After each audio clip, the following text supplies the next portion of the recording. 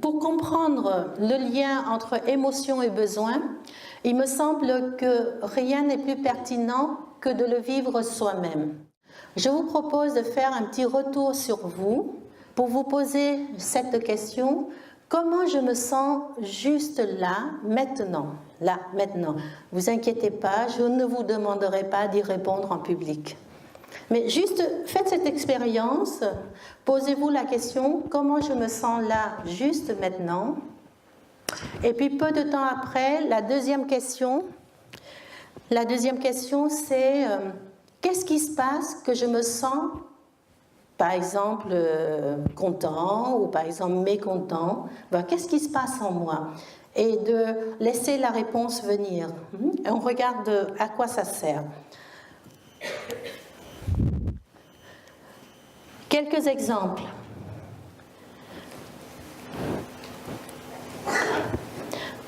Comment je me sens maintenant? Est-ce que je me sens vivant?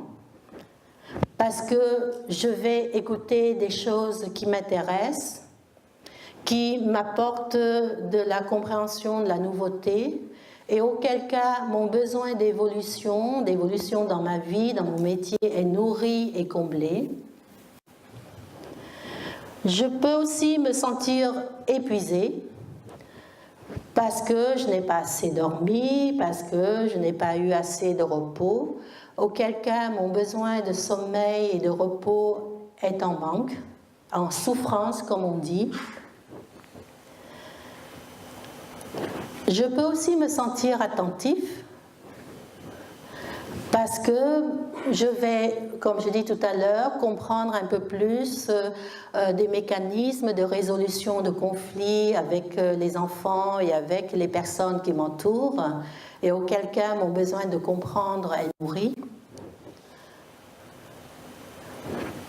Je peux me sentir sous pression parce que j'ai peur d'y entendre des choses qui vont me remettre en question dans ma manière de faire, ou j'ai peur de sortir de cette salle en étant mal, alors que quand je suis rentrée, ça allait bien. Auquel cas, on dit que le besoin de bienveillance risque d'être en souffrance ou d'être malmené.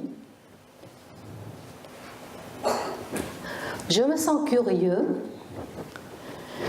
parce que je suis à un endroit où j'ai besoin d'être stimulée dans mon métier, dans ma pratique éducative, et auquel cas mon besoin de stimulation est nourri et comblé.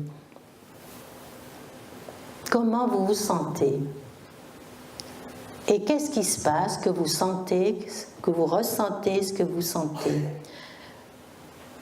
Ces exemples pour vous, et cette petite mise en situation pour vous illustrer le lien très direct et très intime entre les émotions qu'on appelle émotions positives et que je préfère appeler émotions agréables, parce que pour moi il n'y a rien de positif ni de négatif dans ce qu'on ressent.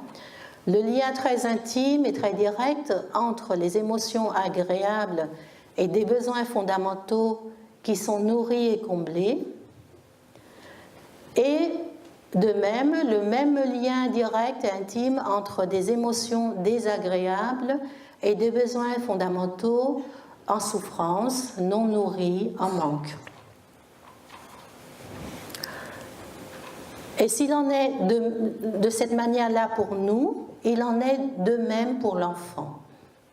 L'enfant qui est devant vous, qui manifeste une émotion agréable comme joie, c'est le signe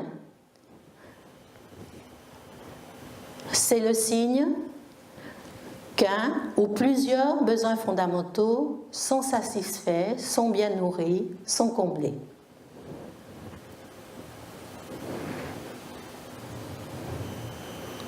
Et à l'inverse, s'il manifeste une émotion désagréable comme la colère ou la peur ou la tristesse, c'est le signe qu'un ou plusieurs besoins fondamentaux sont en manque et demandent à être nourris.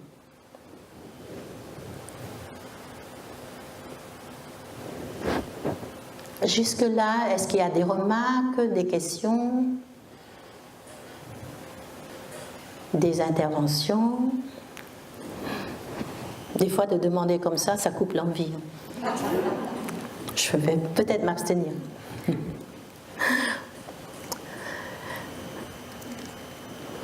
Je ne me souviens pas de la planche suivante, donc je vais la faire dérouler pour voir qu'est-ce qu'on va faire après. Ah, on arrive déjà, c'est très vite.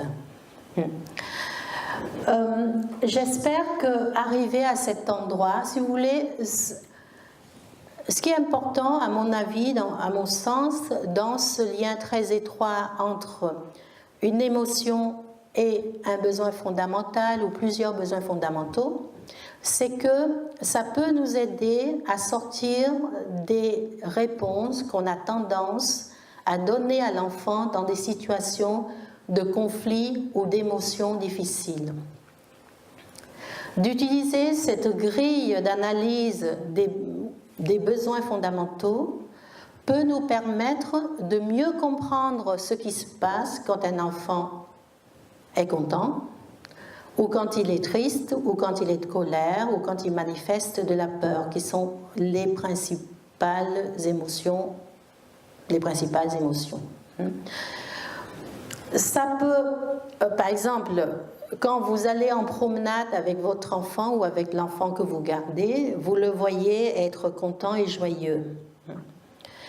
Ça peut être intéressant parce que c'est une donnée qu'on peut engranger en nous pour grandir la connaissance de cet enfant. Ça peut être intéressant de juste se poser la question, qu'est-ce qui se passe qu'il soit content comme ça? Est-ce que c'est un besoin de nouveauté qui est nourri? Est-ce que c'est un besoin de lien, parce qu'il se promène avec vous, il est en interaction avec vous, de lien qui est nourri? Est-ce que c'est un besoin de mouvement, parce qu'il marche, il se balade, il grimpe, il saute?